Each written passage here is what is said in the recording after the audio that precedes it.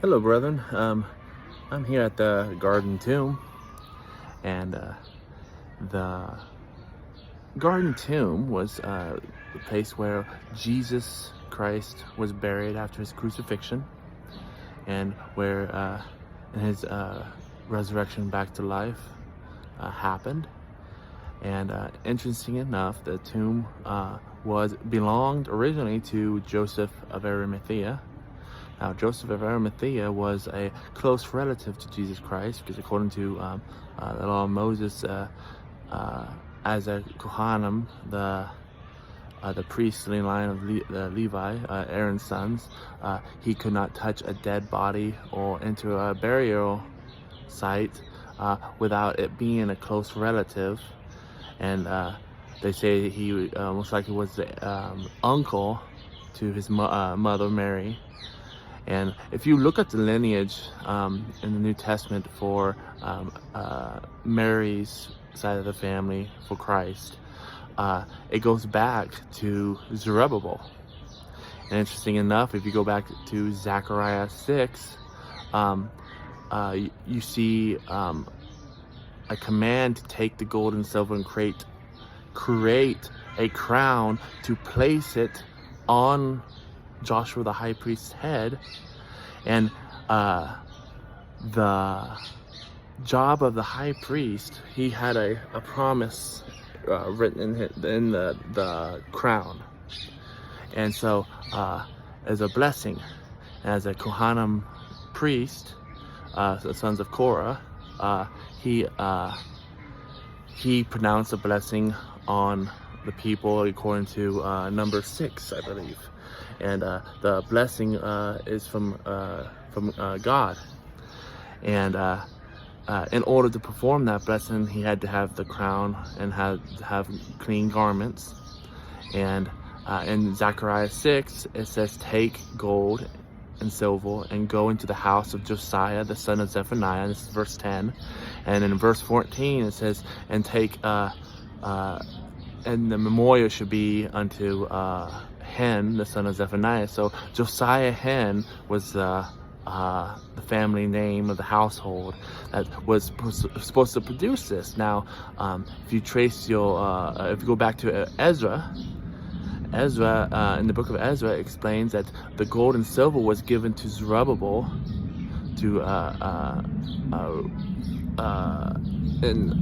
when he returned to the Jerusalem.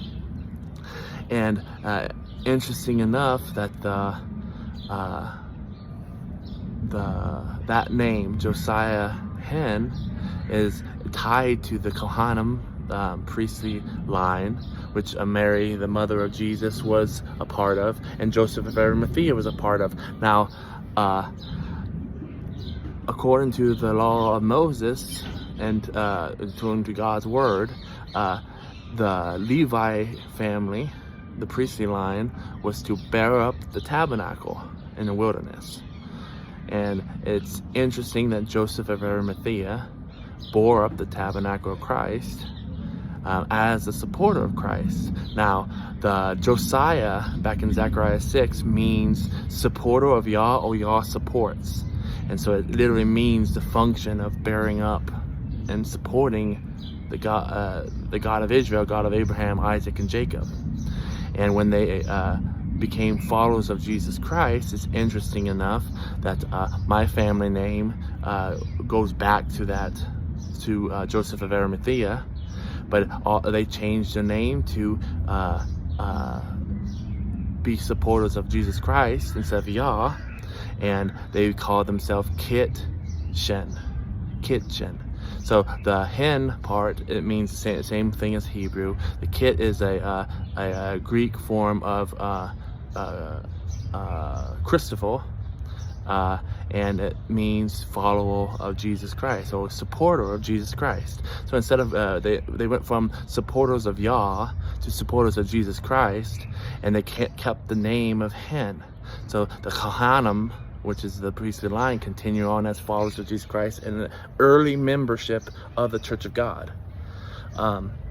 And they say they migrated to Britannica, while Joseph of Arimathea purchased 7 tracts of land from the king there, and actually is the first time in history of receiving a tax-exempt land for the church.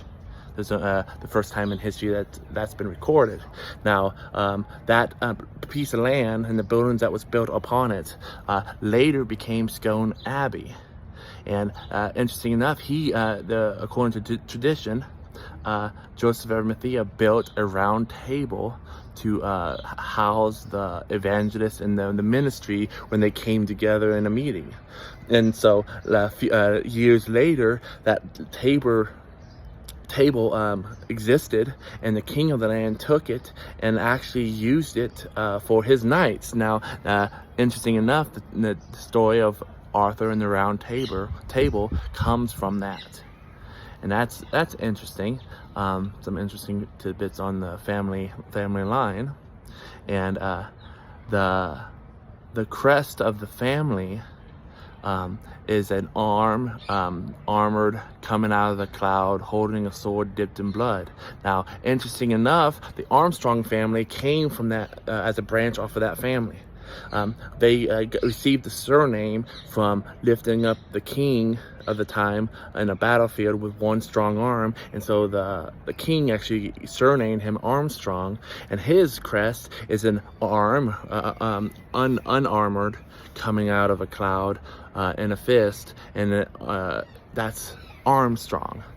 And the reason why it's coming out of a cloud is because they believe they were sent by God to perform a task.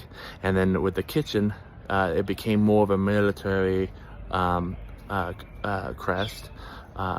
It was more of the revenge performed by God. So it was the last thing that came out. When they showed those banners in medieval times, the enemy knew there was no quarter, no retreat, no surrender, no defeat. Actually, members of that family was used by Caesar in Rome, and they were called the dogs of war because they were so fierce, and the Romans kind of took that and incorporated it into their culture and different things. And but they took men from Britannica, and a lot of the people who went to schools and colleges and everything went to Rome to be educated. And so you see a lot of people from Britannica going to Rome and being educated. But yeah, it's interesting that Mr. Armstrong was of that family line to bear up and lift up the tabernacle, which is the church, and restore it, just like Zerubbabel. And it's very interesting that a lot of people want to deny the facts, but it's very interesting. And the more you look into it, the more you see God's hand in things. And it's very exciting to be in Jerusalem and to be in the place where a family member, after the crucifixion of Christ, gave his tomb to Jesus Christ.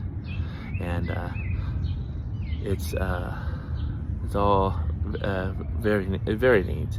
And so I just want to share that tidbit with you, because it's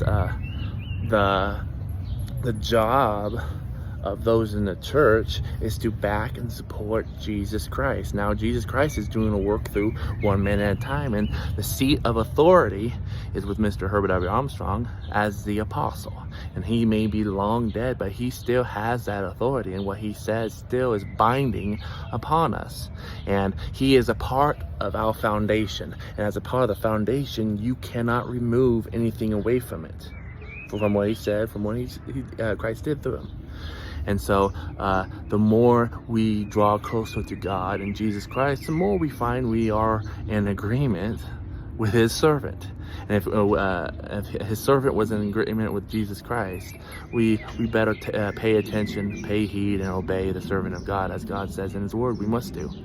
So just remember that, brethren. I hope you have a wonderful holy day and Passover season this week, and everyone is safe and protected. And I believe this Passover is an important Passover, and I hope that and pray that Jesus Christ can restore his ministry to the worldwide Church of God, because that's we are, there's only one church. There's not a bunch of divisions, and this divisions that's been produced is not of Jesus Christ. It's of Satan the devil, and we need to put Satan out and let Christ heal us, bring us together, and fitly join us, and where we are no longer divided against each other, but one in harmony with God and Jesus Christ. So I hope you have a wonderful day. I'll talk to you later. I'm going to be looking around the garden in Jerusalem the rest of the day, and I will see you next time.